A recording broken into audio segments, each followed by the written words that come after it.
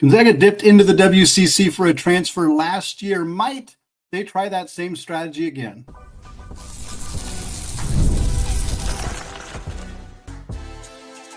You are Locked On Zags, your daily podcast on the Gonzaga Bulldogs. Part of the Locked On Podcast Network, your team every day.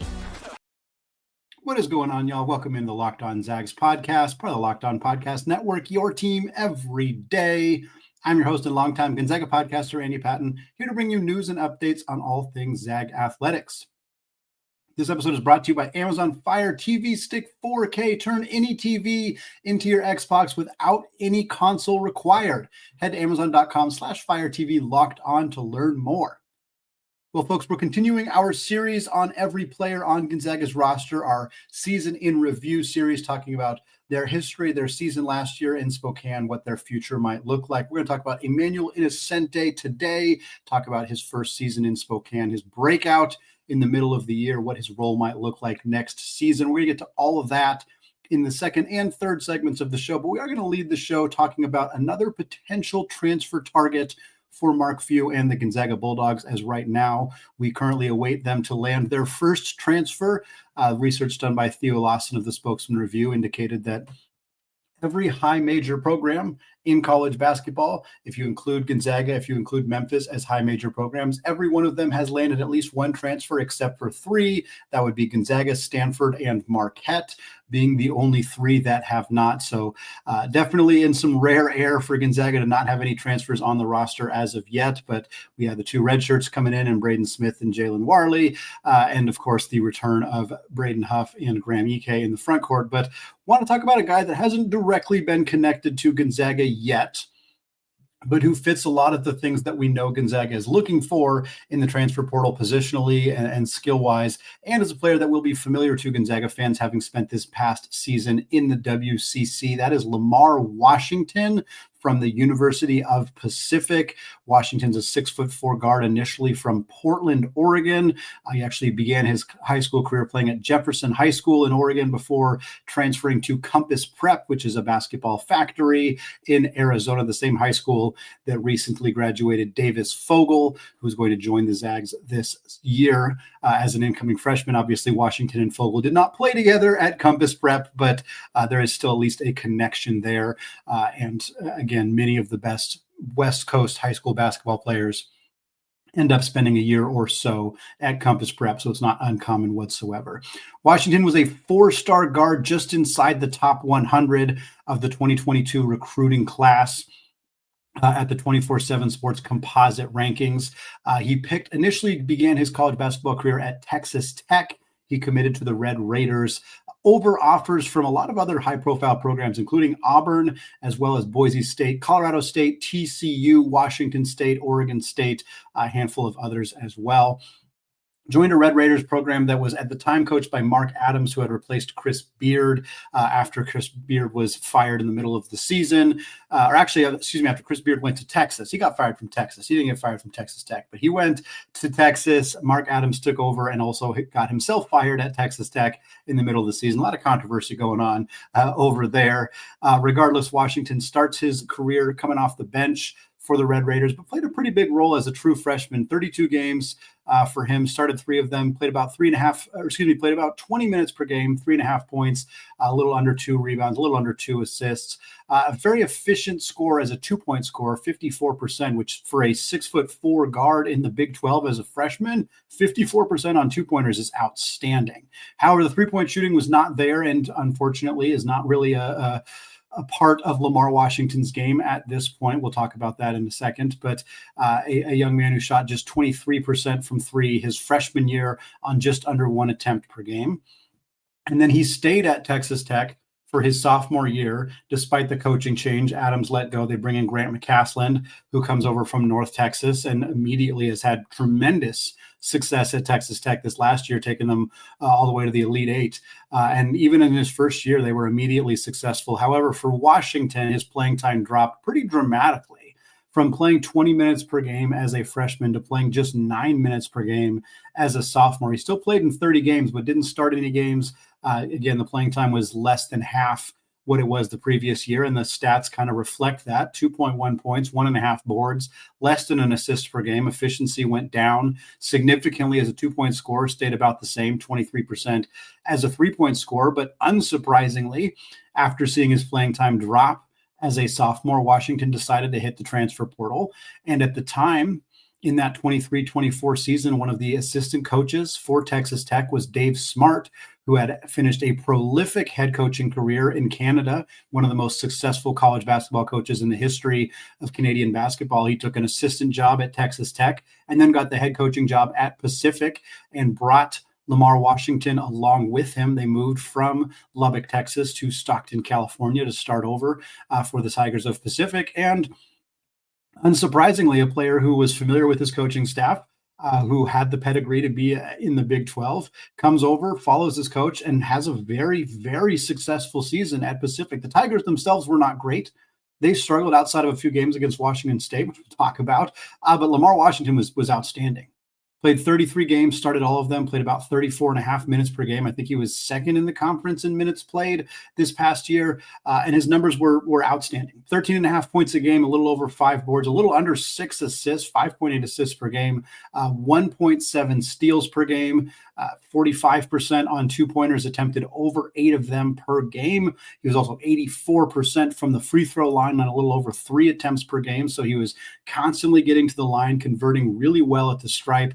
He was constantly getting downhill, has a mid-range game, very effective scorer, a 2-level scorer. 3-level scorers when you can score at the line, score at the rim, and score from the 3-point line. Lamar Washington's a 2-level scorer because the 3-point shooting just still has not really been there. Again, he was 23% in each of his first 2 seasons at Texas Tech. He improved fairly dramatically, a 6 percentage point improvement as a junior for Pacific, but that still means that he shot under 30% from 3 for the Tigers on about a little under 4 attempts per game. Regardless of that, he finished with All-WCC second team nominee. He finished second in the conference in steals per game, 4th in assists per game, which was behind, of course, Ryan Nembhard, who set the conference record, Mo Odom, who averaged nearly 8 per game, Augustus Marcelonis, who was the conference player of the year, and then Lamar Washington. So certainly not bad company to be in. I think a lot of conferences, nearly 6 assists per game is usually better than 4th, but this was a year of some great dime droppers in the WCC. Washington also finished 5th in the conference in free throw percentage, 6th in minutes played, 7th in usage rate, 14th in points per game. He was 1st in turnovers. That was an area of concern for him. But we'll talk about his role at Gonzaga, but I'm not overly concerned about the turnovers because I think it would be mitigated by what his role would be. Washington had an outstanding game against Washington State when he dropped 40 points out of no, I mean, he's a good scorer, but out of nowhere to drop 40 on the road in Pullman. This man was not afraid of the Beasley Coliseum. He was not afraid of playing the school with one of the biggest arenas in the WCC. 2 years in the Big 12 probably helped him with that a little bit. He shows up to Pullman, hangs 40 on the Cougars, including the game winner in overtime to give Pacific the win. They only won 4 games in the WCC regular season last year, but they did sweep Washington State. Very weird, kind of goofy stat that came out of the conference last year. Washington had a lot to do with that. He also had 31 points, 10 boards, 6 assists, and 5 steals on 13 of 19 shooting at LMU. Nearly had a triple-double in an overtime loss to Portland, 14 points, 12 assists, 9 boards. Also had 3 steals in that one. And against Gonzaga, he had 22 points with 8 rebounds and 3 assists. 8 or more assists in 7 games this year, 10 or more assists 3 times. Really showed up as a prolific passing player for Dave Smart and the Tigers. After entering the transfer portal, we haven't seen an official list of schools that have reached out to Washington, or at least I have not seen one in my research looking for this. But when he first entered the portal, Jeff Goodman from Field of 68 indicated that he believed Washington was going to get high major interest, which isn't exactly a sourced statement, more of a assumption based on a player who's already played at the high major level and who played very well in the WCC. I don't think that's a particularly hot take regarding Washington and who and which teams are going to potentially pursue him. Like I said, he played for Mark Adams his first year at Texas Tech. Adams is now an assistant at Ole Miss with Chris Beard. Haven't heard any interest on the Rebels side of things, but certainly a name to keep an eye on. played high school ball in the state of Oregon, also played high school ball for 1 year in the state of Arizona. So could potentially be some interest in those teams, whether it's Oregon, Oregon State, Arizona, Arizona State. Again, offers out of high school include Oregon State, include Washington State. I don't know if they're more interested or less interested now, feeling a little bit burned by his performance. Again, Auburn, I don't think they're going to be interested now necessarily, but worth acknowledging they did make him an offer out of high school. Same with Boise State, same with Colorado State, same with TCU, St. Louis, San Francisco, all among those schools who offered him out of high school. Now, taking a look at the fit at Gonzaga, he's a 6'4" guard who's experienced, who's played in this league, who is a very, very good scorer, who's very good at getting downhill, getting to the bucket, getting to the free throw line. Those are your skill sets that are appealing to Mark Few and the Gonzaga Bulldogs. Plus, and if you've listened to the majority of these transfer portal targets, you'll have heard me say this already, but it's worth repeating. Mark Few loves his 2-point guard lineups. He loves starting two guys who are more than capable of being on-ball point guard type players. And we saw that, of course, in the 2017 season with Josh Perkins and Nigel Williams-Goss. We saw that in the 21 season with Jalen Suggs and Andrew Nembhard. And while it certainly wasn't as successful the last couple of years, and while Nolan Hickman, didn't excel in the point guard role when he played it as a sophomore, the fact that he had point guard skills, I think, appealed to Mark Few in having him start alongside Ryan Nembhard.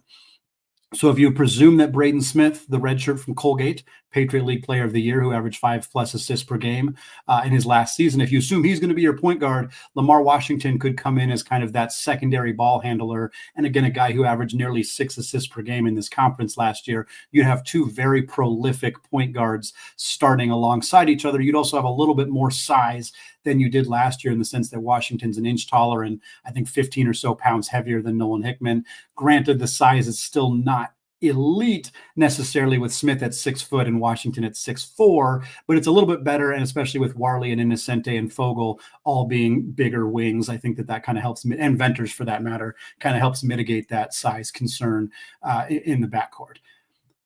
Lamar Washington, the cons, pretty obvious. He's not a good 3-point shooter. And while I believe in the Ryan Woolridge effect, which again, if you're a regular listener, you've heard me talk about before as being the impact that players have transferring to Gonzaga, where they're in a more NBA style offense, an offense that predicated on getting the ball down low.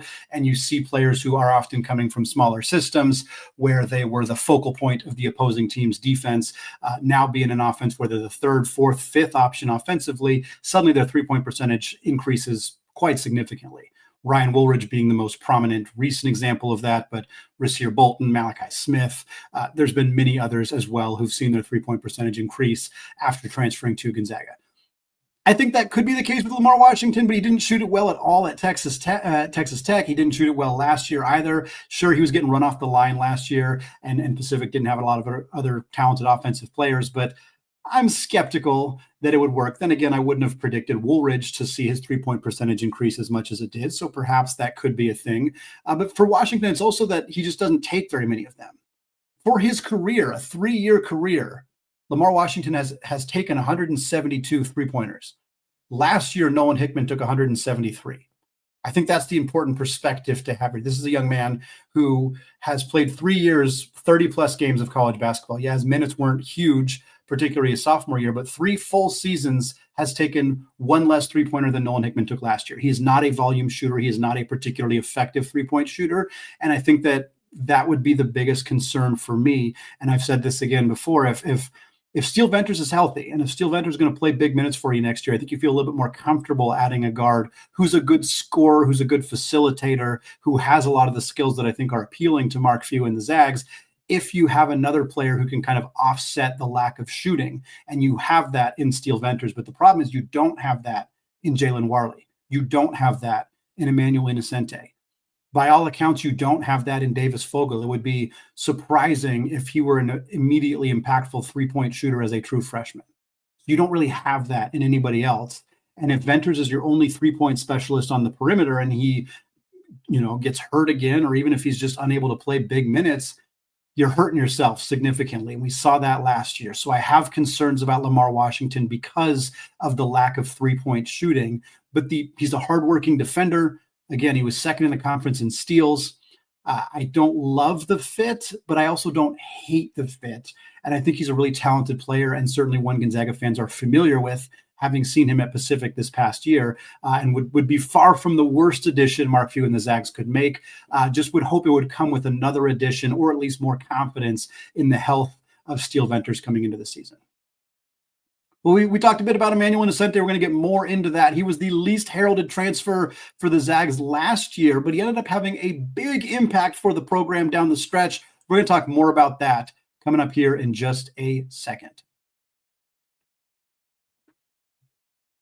But first, folks, there's nothing like the atmosphere of an NBA playoff game. Every bucket, every defensive stop, every moment feels huge, and it's electric in the arena. And with GameTime, you can be part of all of that excitement without the stress of last-minute ticket hunting. GameTime makes it fast and easy to get playoff tickets, even when demand is sky high. And in fact, prices on the app, they actually go down as the closer you get to tip-off. So here's why I use GameTime. Not only can you save 60% off buying last-minute tickets for sporting events, you can do so for concerts, for comedy, for theater shows as well. Plus, their all-in pricing means no surprise fees at checkout. What you see, that's what you pay. Rui Hachimura and the Los Angeles Lakers host the Minnesota Timberwolves on Wednesday, Game 5 of their NBA playoff series. Tickets on GameTime right now, $209 to get in the door to watch LeBron, Luka, Rui taking on Ant Edwards, Rudy Gobert, and Minnesota. That is an electric game and a good price on GameTime. So folks, take the guesswork out of buying your tickets by using GameTime. Download the GameTime app now, create an account, and use code LOCKEDONCollege, and you'll get $20 off your first purchase. Again, create an account, redeem code LOCKEDONCollege for $20 off. Terms apply. Download GameTime today. Last minute tickets, lowest prices, guaranteed.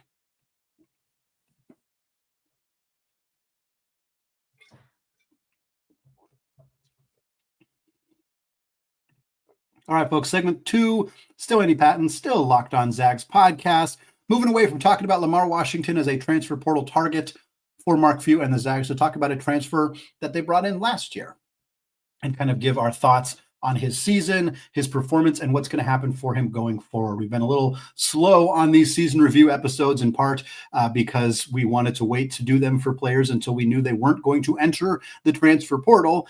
In the case of Emmanuel Innocente, it never seemed particularly likely that he was going to, but you never know. So we wanted to wait until that was no longer an option for the young man. And now we're going to kind of talk about what this is going to look like for him. So to start a little background on Innocente, especially for folks who kind of saw him enter the starting lineup in January and were like, who the heck is this guy? Like, there wasn't a lot of attention on him even coming into the year. And I think that that's kind of what made his performance down the stretch for the Zags all that more impressive. Innocente is a 6'5" wing. He's from Ranzanico, Italy. And he began his college basketball career as a very unheralded freshman addition for Billy Gillespie and the Texans of Tarleton State in the 2023-24 season. And while he was unheralded in the sense that he didn't get a lot of fanfare when he committed to Tarleton State, or he really didn't even get a lot of attention during the season, it's not because he wasn't productive. He came into his first season of college basketball and started 33 out of 35 games, and he played 32 minutes per game. He was one of the highest minutes per game players and total minutes played in the entire Western Athletic Conference as a true freshman. His numbers, again, they don't really pop off the page because he's so versatile. He does a little bit of everything. And what we saw from him at Gonzaga in a smaller role is really what he did in a more beefed up role at Tarleton State. Again, 32 minutes per game. He averaged 6.6 points, 6.4 rebounds, 2.9 assists, and 1.7 steals. That is a lot of different production that you're getting from Innocente. 3 assists per game is great. 1.7 steals per game is great. 6.5 rebounds per game is great.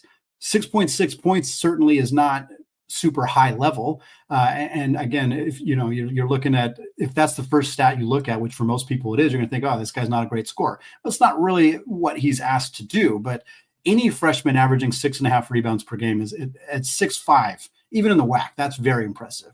Any freshman averaging 3 assists per game is impressive. Any freshman averaging nearly 2 steals per game, very impressive.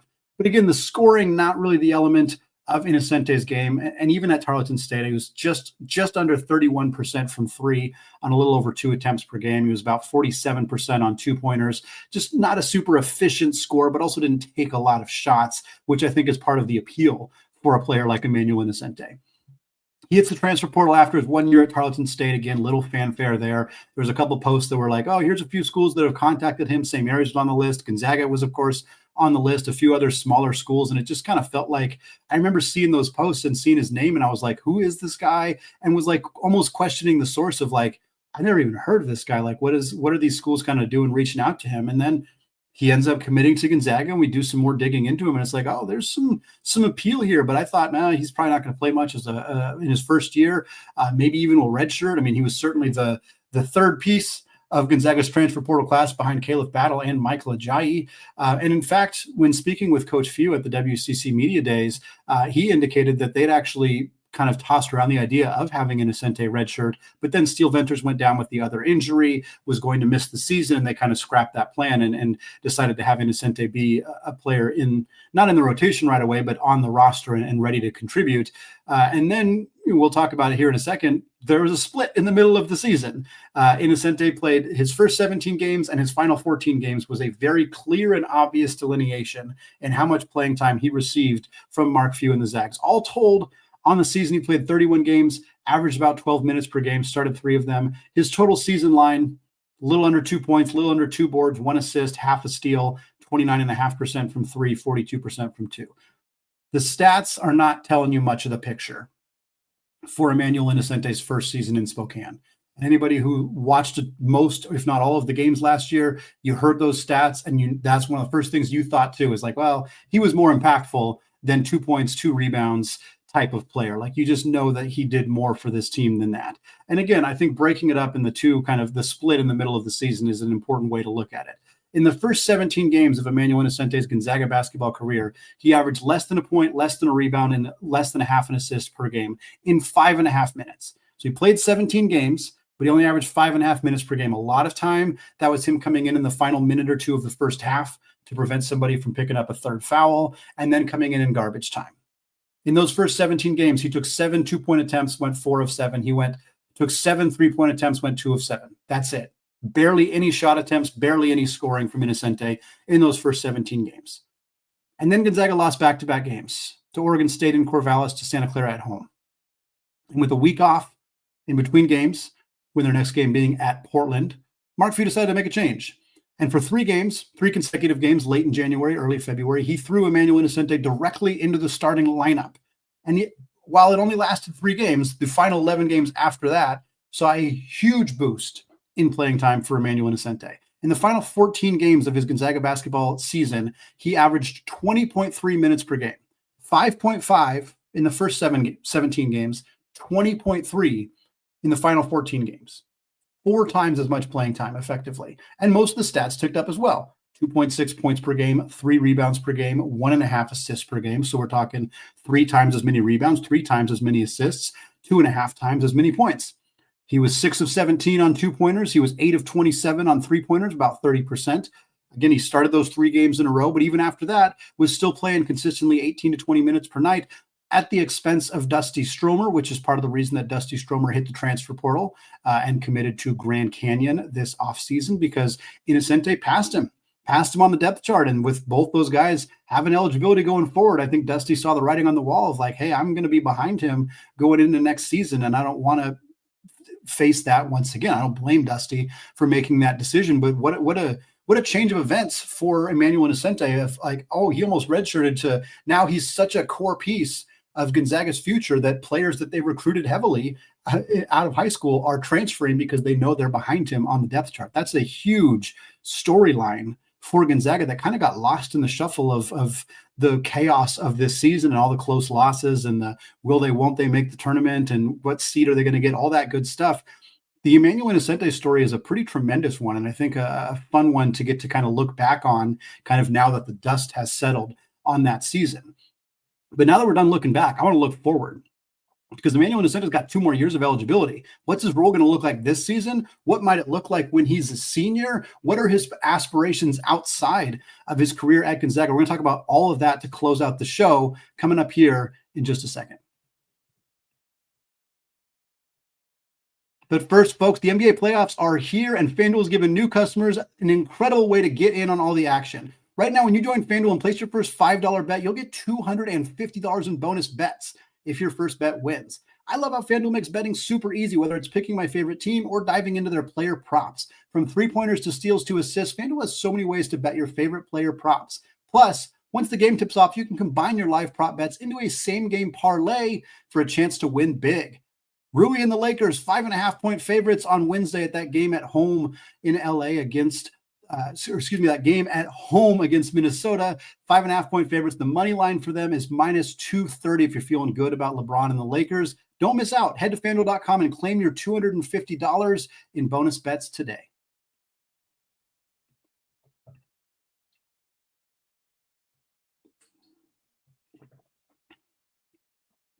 All right, folks, segment 3, still Andy Patton, still Locked On Zags podcast. Closing out the show, closing out our Emmanuel Innocente season in review episode. We talked about his history, his first year at Tarleton State, transferring to Gonzaga, his role changing in the middle of the season, and what we saw from him down the stretch.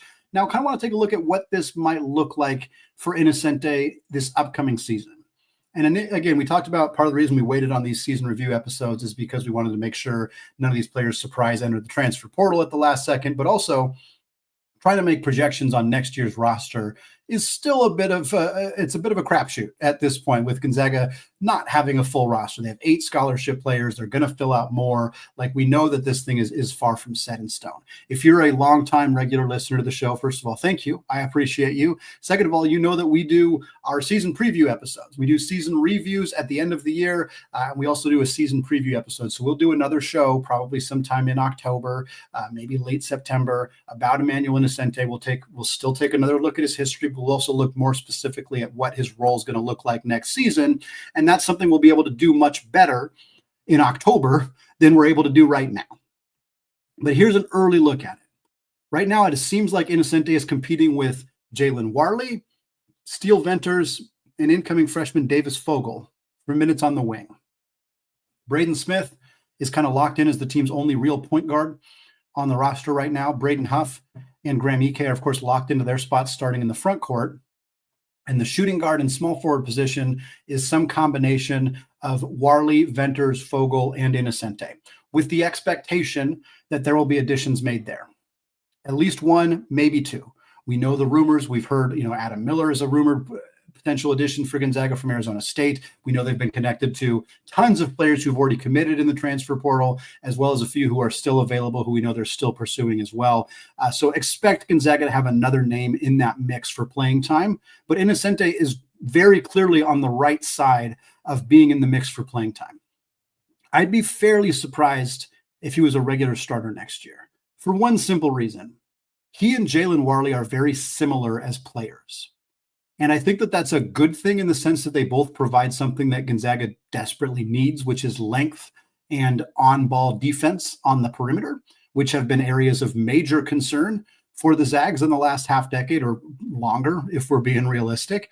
I think they both provide that at a level higher than we've seen in a long time for Gonzaga players. The problem is neither of them are offensive players at all, like staggeringly limited offensively. And it's not even that they're bad. I think that's an important distinction. Not scoring a lot of points does not make you a bad offensive player. I do not believe that Emmanuel Innocente or Jalen Warley, for that matter, are bad offensive players. But they are not scorers. They are guys who, the term that Mark Few and that I think Ryan Nembhard used when describing Innocente in the regular season, ball movers. And in Gonzaga's offense, that's an important role. It's exactly like it sounds. You get the ball on the wing, you make a read, you look to make an entry pass. If it's not there, you swing it back around, you move without the ball. Occasionally, when you get open looks from three, you pull them, you let them go. But your job is not to put the ball on the deck and drive to the rim like Caleb Battle or Michael Ajayi. Your job is not to shoot threes as soon as you're open like Nolan Hickman. Your job is not to command the pick and roll like Ryan Nembhard or post up and score around the rim like the bigs. Your job is pretty much to just keep the ball moving. And to do that without turning it over and to do that without taking dumb shots, that's your role. Emmanuel Innocente was actually pretty darn good at that last year. Jalen Warley is a bit more he's a bit more offensive than that. He averaged 7.5 points a game in the ACC. So he's more of a scorer, but he's not a shooter at all. He's not a three-point shooter whatsoever. And I just worry that if you played Warley and Innocente together a lot, that you'd be too limited offensively. You'd be too limited from a floor pit spacing perspective, and you'd be a bit too limited just in terms of overall creators who can actually make something happen with the basketball in their hands. I think Jalen Warley is going to be the starter. He's older. He's longer. He's 6'7" compared to Innocente's 6'5". He's more experienced. He's a better offensive player. I think they're both great on-ball defenders, but I think Warley's length and size probably gives him an advantage there. So I think he's your starter. I think that leaves the 2 spot open potentially to a transfer addition like an Adam Miller, potentially to Steele Venters if he is healthy and able to step in right away. And I think that leaves Innocente coming off the bench, but playing fairly big minutes. I think Innocente's role is going to look fairly similar to what his final 14 games look like in a Gonzaga uniform. Something in the ballpark of 18 to 20 minutes per game. Probably still only like 3 to 4 points per game, but also 3 to 4 rebounds, maybe 2-ish assists. Some really good defensive numbers. Would love to see the 3-point percentage tick up a little bit, maybe 33, 35% like that, but it's still not going to be a high volume. There's not a world where Innocente's taking 4 threes a game. Like that's not a good option for Gonzaga. It's not something we want to be happening. So if he's shooting, the difference between him shooting 32 and 35% is probably like 1 or 2 made shots over the course of the season. So it's probably not even that big of a deal, but it'd be nice to see that number start ticking up for him. That's kind of my read right now. Again, we'll obviously have we'll talk much more about this when we get closer to the actual season and kind of know who else is on the roster. But that's kind of my guess on Innocente's role next year. And then in the future, maybe he steps into a starting role as a senior. I don't know. Warley will be gone. This is his final year of eligibility. At that point, predicting anything after this upcoming season is just impossible in the modern era of college basketball. But I wouldn't be surprised. If he is a starter, it's going to be like a Mike Hart type starter, Kyle Dranginis, Silas Melson, guys who were starters but were role players. We're not asked. We're always the 5th option offensively. Like I could see Innocente being that type of starter. I mean, he already was for 3 games. Like we've already seen him do that. So I could see that being a future for Innocente, maybe even as soon as next year, depending on if they feel he and Warley can play together. But that's kind of what I think is the role for him going forward. And then after that, who knows? He's from Italy. I could see him going back to play professionally there. He doesn't have enough of an offensive bag to project as an NBA player at this point, and I think it's very, very unlikely he ever looks truly like an NBA player. But he could have a great career overseas and coming to the United States and playing for a coach like Mark Few and learning the ropes of college basketball is only going to make him better for his professional career, assuming that it does happen back in Europe, potentially in his home country of Italy. It's going to wrap it up for me today here on the Locked On Zags podcast. Folks, thank you so much for making the show your first listen or your first watch of the day. Again, a special shout out to those everyday listeners and those of you hanging out live with us here as we record this on YouTube at 3:45 p.m. on Tuesday. We'll be back once again, live again at 3 o'clock Pacific time on Wednesday and Thursday of this week, talking transfer portal, getting these season review episodes done as well, continuing to keep you up to date on the NBA playoffs, everything going on with this Gonzaga club. Thanks again for listening, folks. Have a fantastic rest of your day. And of course, as always, go Zags.